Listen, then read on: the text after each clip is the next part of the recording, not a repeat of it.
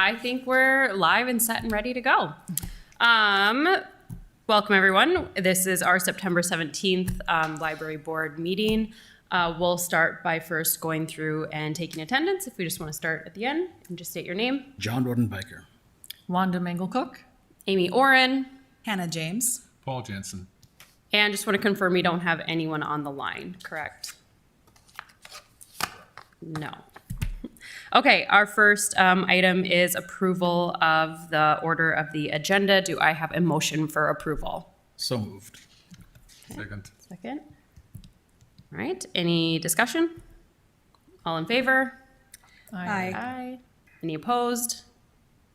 Okay, moving on to number 2, approval of the minutes of our August 20th meeting. Do I have a motion for approval? I'll make the motion to approve. Okay, do we have a second? I'll second. Okay, any discussion?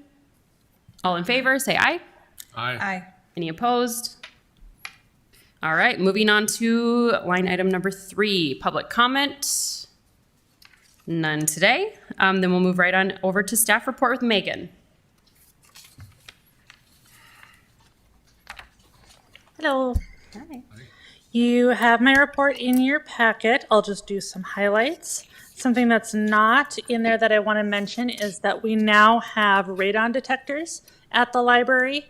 This is through a grant partnership with UND. We got 30 devices that are available to people to check out. There's lots of interest. I checked yesterday and I think there were 150 some people on hold for them. Wow. Which is giving us a chance to plug some of our other kits. Like we have power check meters that you can plug your electronic devices and appliances and seeing how much electricity those are using. Okay. And we also have draft check meters that like their thermal temperatures, so you can see where you may be losing energy at your house. So it's like, all right, well, we're out of radon kits, but we also have other kits. Nice, okay. These are things we have. I wanted to mention that September is Library Card Sign-Up Month. We have had a few billboards up around town encouraging people to sign up for library cards while they're doing their back-to-school shopping and preparations. Myself and a couple other staff members went to NDSU's orientation week. They had a block party, and we've signed, I think, 60 students up for library cards. They're really into the e-resources and being able to do ebooks and things in their spare time away from studies. Some event highlights. Our children's department has a couple neat partnerships coming up this next month. 2 of those are with NDSU. The first is this Saturday. The Society of Women Engineers is visiting our Northport location. They'll have a whole bunch of hands-on experiments so kids can get interested and kind of experiment with some of the sciences. Then next month, the Herpetology Club is coming to the main library and bringing a bunch of their snakes. And then we're also partnering with the Plains Art Museum for a program they call Tuesdays for Toddlers. It's a free program where kids can go to the museum. Each month has a different art project they'll do, and we also have a story time with some of our library staff. On the adult side, we're getting into our One Book, One Community programs. I'll remind you, this year's selection is William Kent Kruger's The River We Remember. A few programs coming up, going along with the themes in the book. The first is a screening of Dakota 38. It follows a group of Native horseback riders on their journey from South Dakota to Mankato to commemorate the hanging of 38 Dakota men at the end of the Dakota War of 1862. Another is a series of writing therapy sessions where people will learn how to balance their lives with self-care through the art of writing poetry. I'll talk about some of the other events next month, but if you want to save the date, the big author visit is October 29th. That's at the Knutson Center at Concordia again. And the last event I want to draw your attention to is our Jazz into Fall series of concerts. This year, it wouldn't be possible without the funding of the Friends of the Library, so I'm glad Michelle is here. So each Sunday afternoon in October, there will be live jazz concerts at the library downtown, and they're free for anybody to attend. Okay. All right, great. Does anyone have any questions for Megan? No? All right, thanks so much. All right, moving on to our director's report. Yes, per your packet, you can see there, very busy with quarterly check-ins with my admin team, so it's good to sit down and discuss how things are going and where the projects are. Megan kind of stole my thunder. They had a kind of a PR event for the radon test kit, and that was fun. And the press got it on the news before we had one cataloged available, so we were really rushing to get them on there because the phones were off the hook once they saw that. So it's exciting. If anybody has any questions. Nice. Okay. Any questions at all? No? All right. We have no unfinished business. Moving on to new business, and we have Michelle here to talk a little bit about her liaisonship. I don't know if that's the right word. With our libraries. Hi, good afternoon. Tim and I have met a few times. We try to do that monthly, just to update me on the happenings of the library, what's going on, any issues that you're dealing with. I apologize that the budget is what it is this year and that we are continuing to look for cuts citywide. So that's probably staying where it is. However, I would say my priority right now with the library would be your safety and the safety of staff and the safety of those that are using the library. There is absolutely no reason that a staff member should ever feel threatened or unsafe in their place of work. And you guys are doing such a wonderful job with your programming, just all the work that the staff does with the community. It's very much appreciated. I've met with the mayor about this, and he and I are going to get together with the chief. We may not have new resources, but we can allocate resources. I feel part of the reason why you do have so many issues is the location of the deck, which makes it very easy for people to come in and use the library, as a place of refuge throughout the day. And while that is welcome to the public, it is not welcomed when there is bringing alcohol or drugs or violence. So we will be working with the mayor, with the deck. Perhaps there's staff there that can work with the library and also the police to see if we can't make some improvements. Any questions for me, or is there anything that I can do as a commissioner to make your lives easier or the library better? Does anyone have any questions for Michelle? We'll think of something. Oh, go ahead.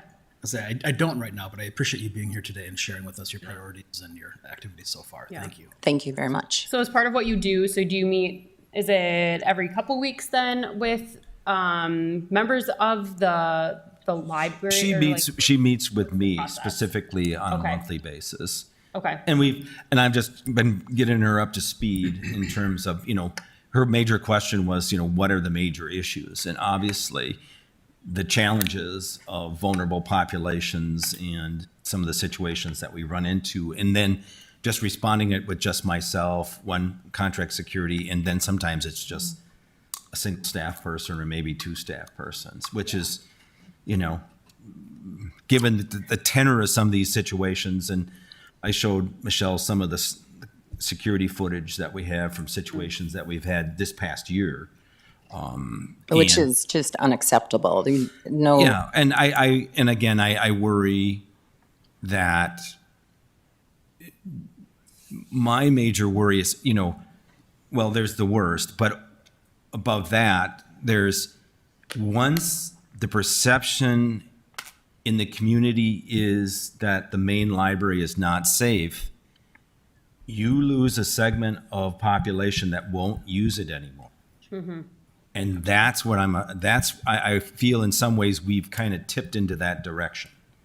And we can't allow it to continue in that direction because there's too much hard work and there's too much valuable resources that the community should all have access to. Mm-hmm. That we need to be on top of this. And that's my concern. I think the staff do a tremendous job with the resources they have to react to those situations. And they've gotten very good at de-escalation and, and that's always a constant training. We're going to have one coming up in November, de-escalation training for all staff. But still, it's really the need to have those boots there because those situations, they go from 0 to 60, and real fast. Yeah. And they explode and then they dissipate. And if you don't have, and we're always reacting, call PD, and it's always after the fact, and then we're following up, trying to identify individuals, and by then the mother's coming to story time, seeing it, and or the person's just returning their book, sees, some kind of altercation directly outside it, and that's playing on their thoughts about why do I do this, and so. Again, we're working, and I appreciate Michelle's willingness to hear the needs that we have. Yeah. So, Okay, thank you. The library is in my portfolio, so I have other departments, but my door is always open. If any of you have questions, you can email me or call me, and I'm happy to respond. And if you need anything from a commissioner standpoint, just please let me know. Sure, thank you. Thanks. Okay. Anyone, anything else? No? Thank you for taking the time to be here. Moving on to number 8, we have our August usage report. yeah.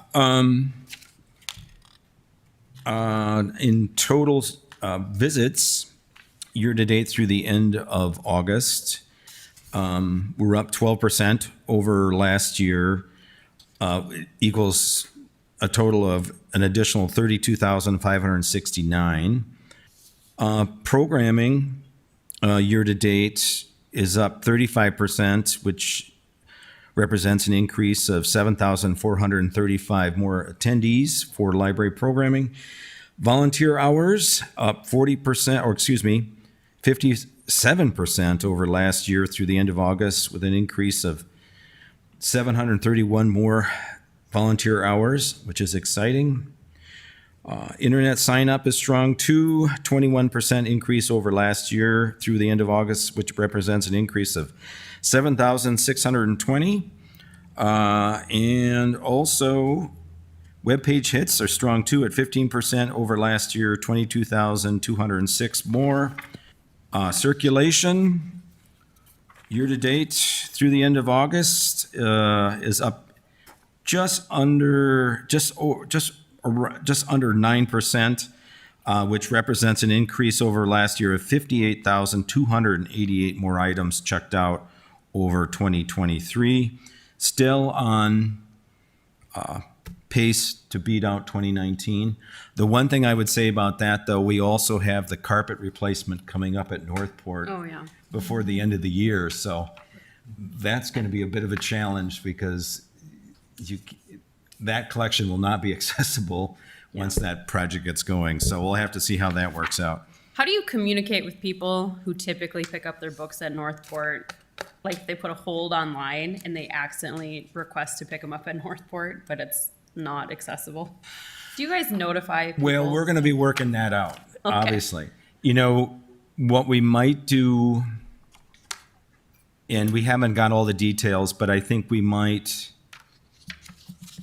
we're working on that. Okay. I just think like I always do all my holds online and it Yeah, sure. automatically, I don't even think about it. I just like, yep, pick up at Northport. I wouldn't even think to change that if I was putting a book on hold. I've tasked my folks on this, one of the things we need to sort out, how the Northport collection will look when it's unavailable Yeah. per our online catalog. And I think that's the point in which that will have to be done because it's complicated of moving. We got to move everything out of there. Yeah. And we're doing both the community room and the main portion of the library. So the idea of how maybe we just make that unavailable for the 3 days or 2 days or whatever it is that's going to require, where people might be able to place the hold, but again, They won't get it though for a little well, bit. Okay. One way or another. It'll happen. But it's only 'Cause 3 days, you said? Well, we'll find out. Okay. Yeah. You know, Sure. don't hold me to that 3 days. But it's, You said it. It's recorded. So I did. we're all watching. Indeed. More to come. Okay. Okay. I'll have Great. more details next month. Okay. Good question. Any good. questions about usage or other things like that, I guess? Carpet. Or carpet? No? Okay, going on to financials. Yeah, looking at donation summary for August, on the revenue side, you see the $3,100. $1,000 of that is for the One Book, One Community from the NDSU Foundation. And the other $2,100 is from the Friends. Thank you, Friends, for the Jazz into Fall program.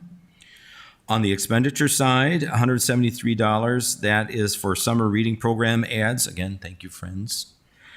The $2,427, the $2,000 is for Tuesday for Toddlers, as Megan had mentioned earlier. Thank you, Friends. And $427 for Crafternoons, which is always very popular. Thank you, Friends, again. The $2,140 was the purchase of One Book, One Community books, copies of the book for this year. Part of the donation was from the Friends of the Fargo Public Library. Thank you, Friends. West Fargo, NDSU, and Concordia. And the expenditure of $30 for staff development. Again, thank you, Friends. We wouldn't be able to do that for our staff. In terms of operating, through 67% of the fiscal year, we are just under 64% of the aggregate budget expended. So we're looking at opportunities between now and the end of the fiscal year in that regard.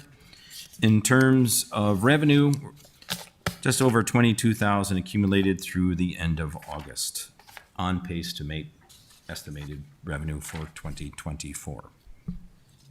Okay. Any questions on financials? I have a question. Yeah. What is the next steps for the budget, and how did that end up for the libraries? From what I mentioned last time, I've not been contacted on any additional changes to our budget for 2025.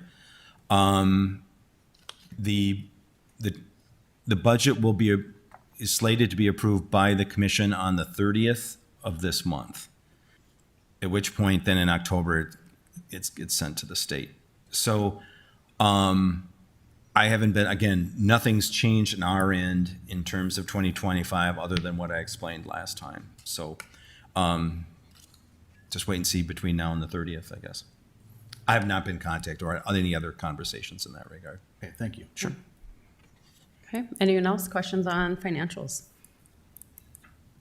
All right. Moving on to number 9, Friends of the Library report.